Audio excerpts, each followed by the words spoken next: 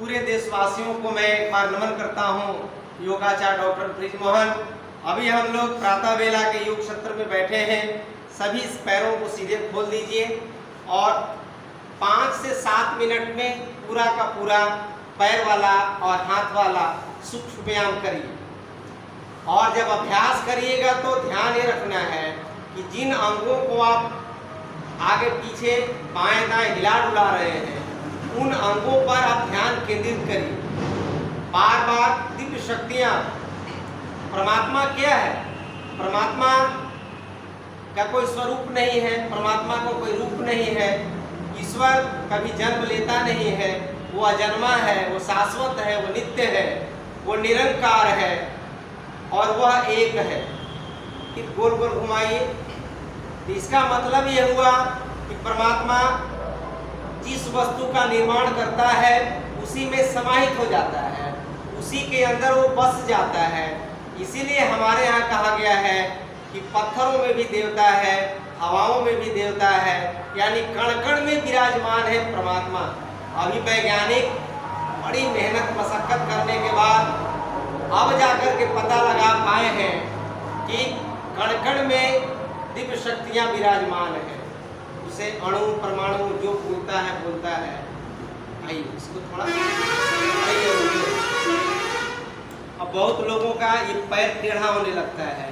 उम्र बढ़ने के साथ ही घुटना में दर्द, कमर दर्द, एड़ी में दर्द, जंघाओं में दर्द, पिंडली में दर्द, अंगुलियों में दर्द, यानी दर्द ही दर्द, चारों तरफ दर्द ही दर्द हो रहा है।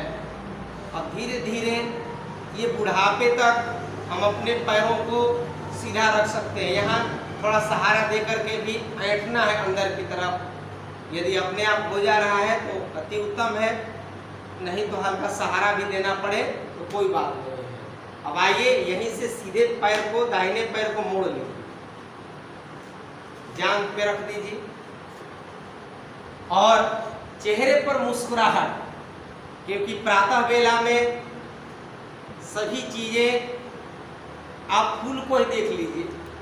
अभी अभी यदि बगीचा में जाएंगे, पुष्प वाटिका में जाएंगे तो पीठ सीधा रखो बाबू, पीठ को 90 डिग्री पे ऐसे झुका के नहीं रखना है। अभ्यास चलते रहेगा। कुछ लोग एड़ियों को ऐसे कर देते हैं, तो एड़ियों को भी सीधा रखना है। शरीर का जो बनावट है, अलाइनमेंट है, वो अपने एंगल पर ठीक ठाक होना चाहिए। 2-3 बार कर लेंगे, आगे से भी पीछे से भी। अब इसको थोड़ा बाएं दाएं घुमा लीजिए। ये सब पहले क्या होता था कि गोद में बच्चा लेकर के आदमी उसको हिलाता था, रुलाता था, खिलाता था, तो सारे एक्सरसाइज हो जाया करते थे। लेकिन आजकल बुजुर्ग होने पर या अब तो माँ बाप को भी बच्चों से, छोटे छोटे बच्चों से भी प्रेम नहीं रहा और बच्चे भी दूर, माँ बाप भी दूर। अब तो हर चीज कृत्रिम हो रहा है, दूसरे चीजों को करिए। अब तो बच्चा होते ही उसको आदमी, आजकल तो बहुत सारे सेंटर ऐसे खुल गए हैं कि बच्चों को, जैसे बूढ़े होने पर वृद्धाश्रम है तो बच्चों के लिए भी एक आश्रम है। जन्म लिया वहाँ एडमिट कर दीजिए, वहाँ पर कुछ महिलाएं दाई लगी हुई हैं और वही पोस रही है, पाल रही है और कृत्रिम दूध वगैरह दे रही है। तो जब बच्चे बचपन से ही माँ बाप से दूर रहेंगे तो माँ बाप से क्या प्रेम होगा? तो वही फिर वृद्धाश्रम में वो डाल देते हैं कि चलो छोटा उम्र में हमको तू डाली बाल आश्रम में, तो मैं तुझे वृद्धाश्रम में डाल देता हूँ। तो ये तो आदान प्रदान चल रहा है। और जब वृद्धाश्रम में जब डाला जा रहा है तब उनको याद आ रहा है, अरे बाप रे बाप, ये तो खतरनाक खेल, मैंने ही शुरू किया था इसको। इसलिए बच्चों को अपने सीने से लगा के रखिए, बच्चों से प्रेम करिए। अगला अभ्यास करेंगे बटरफ्लाई का। पहले हम लोग बचपन में थे तो माँ बाप ने लेट करके और आगे से रख के बुआ माना खिलाते थे क्या। अब हम लोग प्रैक्टिस कर रहे हैं उसी के लिए। करिए इसको।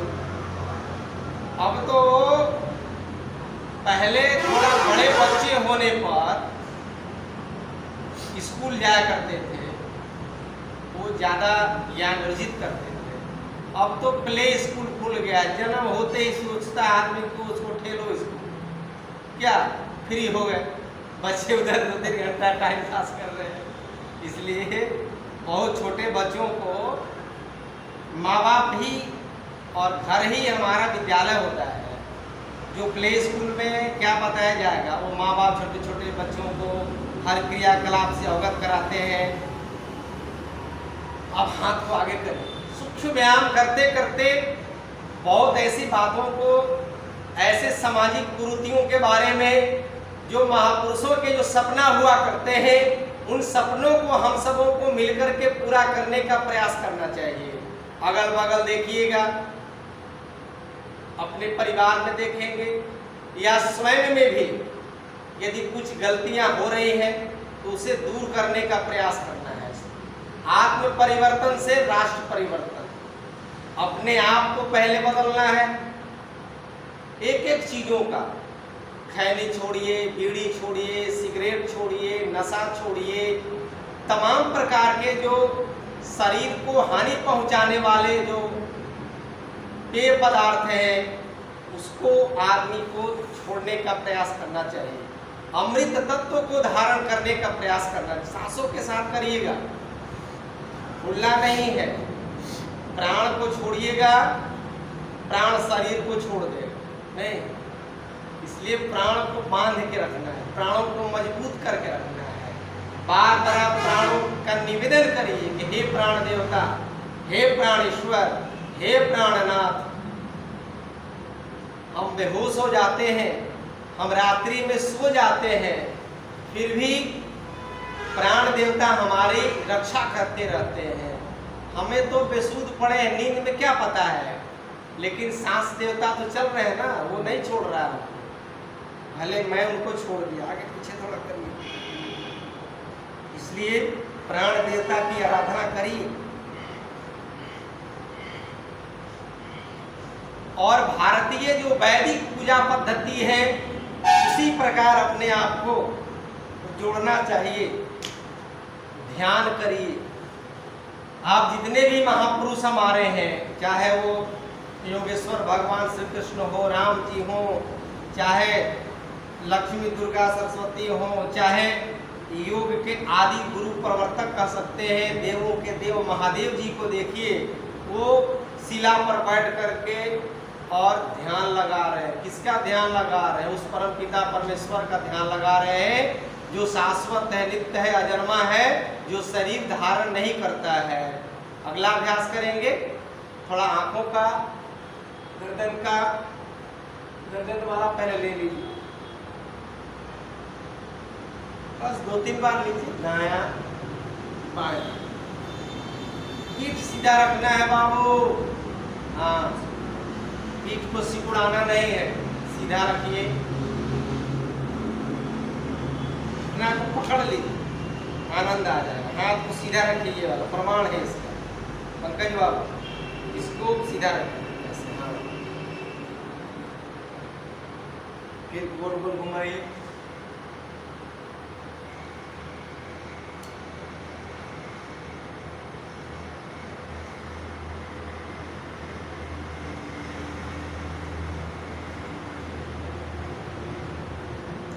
थोड़ा गर्दन को तिरछा तिरछा कर लीजिए, 2-3 बार ऐसे वैसे।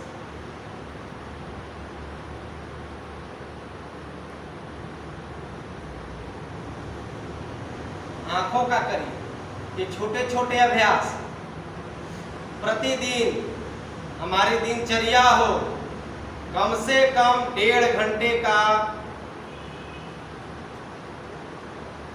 24 घंटे में 1.5 घंटा अपने लिए समय निकालिए। फिर दाएं तरफ, फिर बाएं तरफ।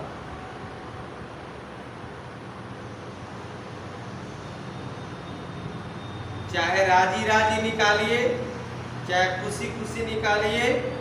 यदि ज्यादा इसके साथ ज्यादती करेंगे तो कुछ ना कुछ बड़ी बीमारियां हो जाएंगी और अपने आप पड़े रहिएगा।